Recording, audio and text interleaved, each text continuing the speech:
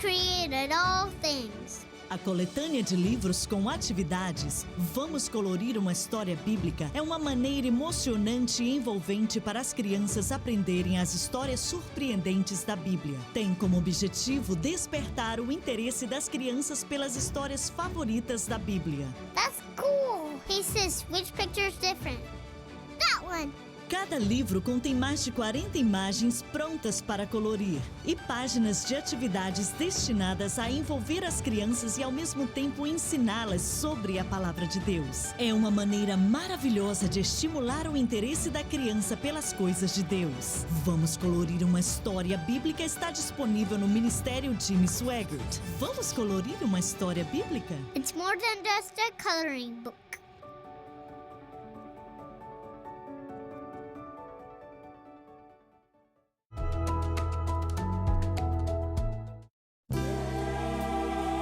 Sejam bem-vindos ao programa Estudo na Palavra, uma explanação de estudos bíblicos tendo como foco a cruz de Cristo.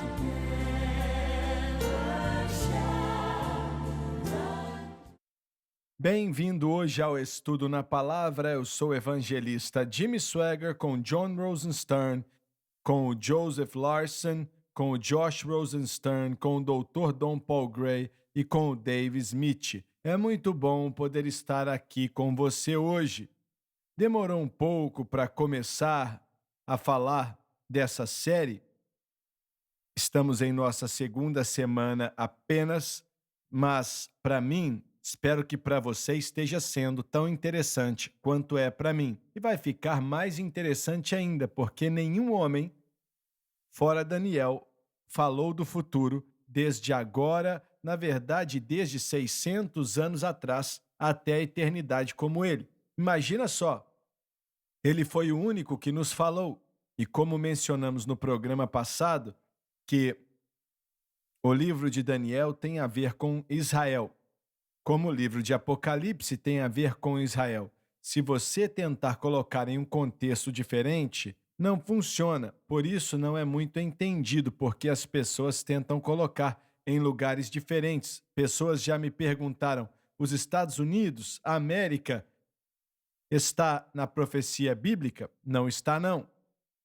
E não existe nada na Bíblia, pelo menos que eu saiba, que fala sobre a América em relação à profecia bíblica.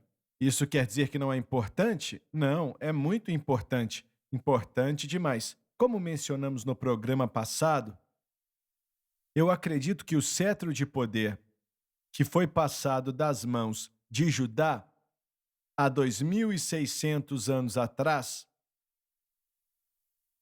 acredito que agora está nas mãos dos Estados Unidos da América. E existem muitas responsabilidades conectadas a isso. E pessoalmente acredito que a maior responsabilidade de todas é que Deus estipulou que temos que proteger a nação de Israel. Entendeu, senhoras e senhores? Temos que proteger com toda a nossa força. Eu ouvi o C.M. Moore dizer uma vez, hoje ele está com o Senhor, mas estávamos em uma reunião de pastores e ele declarou que, se a América estiver com Israel, se continuarmos ao seu lado com toda a nossa força, nosso poder, prestígio e protegê-lo, que Deus vai nos ajudar. Não importa quais são os problemas, o vírus que estamos experimentando agora, a situação econômica ou o que for, Deus vai nos ajudar. Se virarmos as costas para Israel, e a última administração me deixou atribulado, por causa disso que estou falando, não estavam ajudando a Israel. Irmão Swagger, eu lembro da manhã quando Benjamin Netanyahu veio, a última vez que veio aqui para palestrar. Acho que o que seria o Congresso na época era o Congresso e ele foi o segundo homem a falar 3 vezes aqui na América depois do Winston Churchill. Mas ele pediu a ajuda de nossa nação. E me lembro da manhã, assistindo o programa, o jornal, como cidadão americano, e o que senti assistindo o primeiro-ministro da nação de Israel de pé na Casa Branca, pedindo ajuda da nossa nação. E se existe alguém ouvindo e que tem curiosidade sobre a agenda moderna, eu odeio dizer isso, mas tenho que dizer, do Partido Democrata, nosso ex-presidente não compareceu.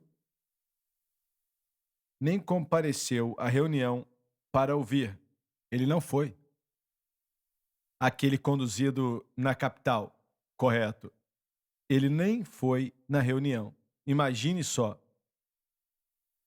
Ele nem foi ouvir na medida que ele pedia à nação para seguir um acordo melhor, que era o acordo do Irã. É algo simples e, como nação, acho que isso mostra muito como estamos hoje como nação e como nós estamos aliados com os inimigos de Israel e aonde estamos agora e qual o papel da igreja em tudo isso. Mas Deus mudou tudo isso. Deus mudou. Amém. Você não vota contra o Senhor Jesus Cristo. Quem tem bom senso não faz isso. As nações do mundo que amaldiçoaram Israel não existem mais. Hoje elas não estão mais aqui. E Deus vai lidar com todos que são contra Israel. Ô John, como é que alguém pode ler o Novo Testamento e ler o 10º capítulo de Romanos também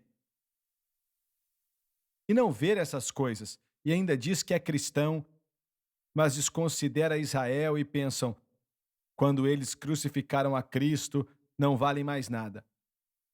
Não é por aí. Como é que as pessoas podem ler a palavra de Deus e não ver a verdade? Na verdade, o povo judeu tem sido a desculpa dos problemas do mundo. Foram condenados, foram criticados, foram separados, foram segregados, excluídos e colocados em grandes dificuldades, mesmo estando fugindo até o grande dia de 1948. Ô John, eu estava pensando outra noite a respeito de alguns noticiários, às vezes eles mostravam os vagões cheios de judeus sendo levados para os campos de concentração e dava para ver que era algo real. Aquilo era algo real. Milhares de pessoas do lado de fora esperando para ir para lá. E às vezes pensei, existe uma possibilidade de que em alguns daqueles vagões podia muito bem ter alguma pessoa da sua família, não é mesmo? Isso é possível, realmente. Alguns familiares que temos, é claro que alguns saíram, foram para a Inglaterra, minha família, meu pai, minha avó e tal. Muitos voltaram na direção da Polônia e os que seguiram essa direção foram presos e pereceram na Polônia, muitos em Auschwitz. O mundo odeia, e vou usar esse termo porque a palavra de Deus usa, odeia Israel. A inimizade que existe é real porque eles odeiam a Deus. É o Salmo 83 que diz isso. O mundo odeia Deus e se existe alguma inimizade ali, ela vem disso. Podemos falar dos historiadores que se perguntam como é que Adolf Hitler e todos esses que trouxeram a solução final para o problema, o dilema dos judeus, como é que eles chegaram nesse ponto? É por causa do coração deles. Haviam trevas ali por causa do pecado e odiavam a Deus na inimizade deles. Isso acabou destruindo acabou destruindo muitos judeus. Mas o que você falou em um programa passado é muito importante. Você mencionou que todos os reinos mencionados nesse sonho que Nabucodonosor teve, ele foi a primeira cabeça de ouro, que era os babilônios. E antes disso, foi a última vez que veríamos Israel reinando, pelo menos com os reis. E os reis dali, aquilo acabou. Desde aquela época, voltando, como você falou, a 2.600 anos atrás até hoje, Israel está sujeita à autoridade, o governo, a soberania de outro reino. Vamos dizer assim, um poder do exterior. Começamos com os babilônicos, depois os persas e por aí vai. Então, no tempo de Cristo, eles tinham o Império Romano, mas até na história recente, você pode se lembrar até antes da Primeira Guerra Mundial. A terra de Israel era controlada porque tinha os britânicos e os franceses, considerando que essas nações tiveram oportunidades. Antigamente, quando faziam declarações,